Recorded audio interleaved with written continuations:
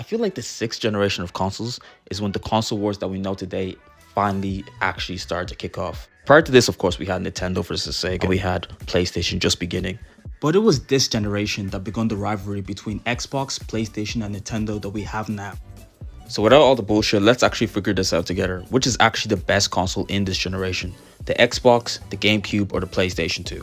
Round 1! Tech 10 specs. Yeah, the PlayStation was definitely the underpowered console this generation, compared to the GameCube or the Xbox. Games on the PlayStation looked very blurry and most didn't age very well. I mean, look at this.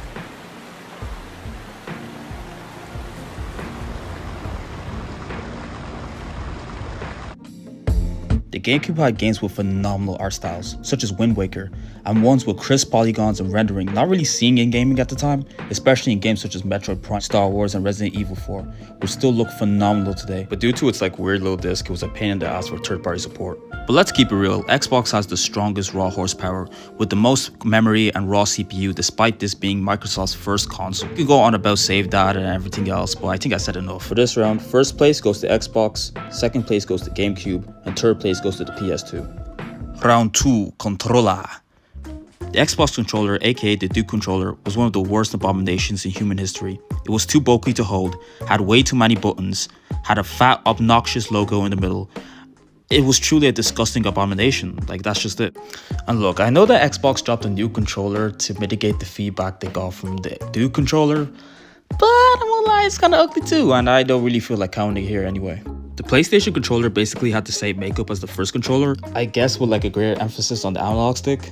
When you actually look at the base design of the controller for the PlayStation, it's funny how little has actually changed over the years. From the PS1 to the PS4, Sony over the years has just been repeating controllers. Legit all these shits look the same. Yeah, but the GameCube wins this one for me though. People till this day still use this controller on PC and on other modern Nintendo consoles. And it has such a sleek design. It has such a great analog rotation, and overall, its convenience in playing more challenging games makes this a clear winner for me. Alright, so the winner is the GameCube, number 2 is the PlayStation controller, and then number 3 is the Duke. Okay, round 3, games exclusives. The GameCube has what is perhaps the greatest exclusive library of any game console ever. Metroid Prime is regarded as one of the most critically acclaimed games ever. Smash Melee is one of the most in-depth fighting games in history and is still being played in fighting tournaments today. Wind Waker has a timeless art style, and Twilight Princess is one of the best entries in the entire Zelda franchise. Not to mention other fantastic games such as Pikmin 2, Resident Evil 4, Mario Sunshine, Paper Mario Thousand Year Door, Star Wars, Eternal Darkness, F-Zero, amongst plenty of others, which are all still played today and are still loved. But here's where the competition comes. You see, the PlayStation 2 had the most broad library and some fantastic games itself. Definitely the place for third-party support anyway. It has exclusives such as God of War, Okami, Final Fantasy X, Metal Gear Solid 3, the first Kingdom Hearts game, Silent Hill, Crash Bandicoot, Shadow of the Colossus, amongst way too many to name in just one video. I don't think Xbox has more stakes in this conversation. I'll give it some credit though, it had the slowest come up, and it gave birth to industry-defining titles such as Halo, and they had very sleek-looking games such as Ninja Gaiden, but overall, there's not much exclusives to talk about. Third-party support, though good, I don't think it's going to take it to that next level. The winner of this category is definitely between the GameCube or the PlayStation 2. It's very contentious as to what people believe is the better of the two. However, for me personally, I do feel like the GameCube has some advantages that the PlayStation 2 does not have. For one, I believe the GameCube has better first-party support. For example, Metroid Prime completely changed first-person shooters, it completely revolutionized Metroidvania games, Pikmin was that guy for real-time strategy games. Wind Waker is still timeless by today's standards. Games such as Smash Melee is still one of the most played games in the FGC scene. You know, if that's still around. Games such as Eternal Darkness is such a revolutionary game in its own right because of how experimental it was, for the 10 people who bought it. Now obviously PlayStation has its own games that redefine the very fabrics of gaming and yada yada yada. You have Crash, you got God of War, you got Silent Hill. I think Devil May Cry debuted on the PlayStation. If we're just keeping it real though, I do believe the GameCube does have an edge. I also thought the GameCube had more variety in its games. For example, if you want to play a multiplayer game, you had Double Dash and Smash Melee. If you wanted to play a platformer, you had Mario Sunshine. If you wanted to play a cozy game, you had Animal Crossing.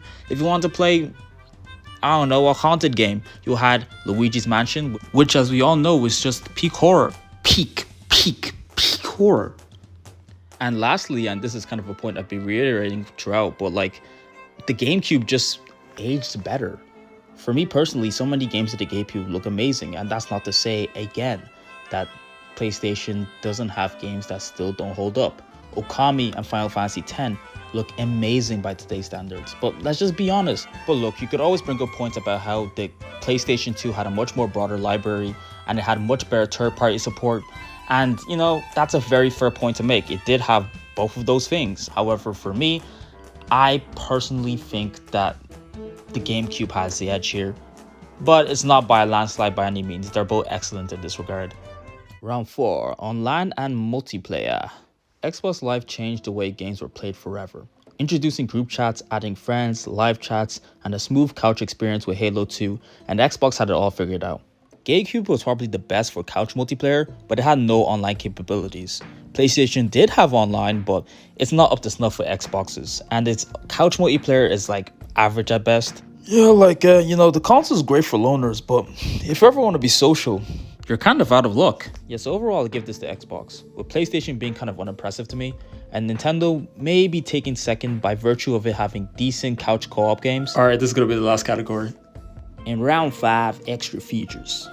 I'm going to be honest, I think PlayStation was the best. Nintendo basically offered nothing, whereas the Xbox offered everything, but it was too expensive. In fact, both were too expensive, honestly. Just cash cows. With PlayStation, you had backwards compatibility, and you had other features that I liked as well. PlayStation comes first, Xbox comes second, and Nintendo comes third. Overall, I believe the GameCube has won this one, with the PlayStation 2 in at second and the Xbox in at third.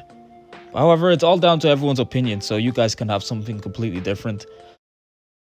I look scruffy as hell. There's no change in this. This video took way longer to make than you think it probably did. If you guys want to see more videos like this, just subscribe, like, comment. Your support means everything. I will post more. I will stay as consistent as possible. I'm not going to be inconsistent anymore.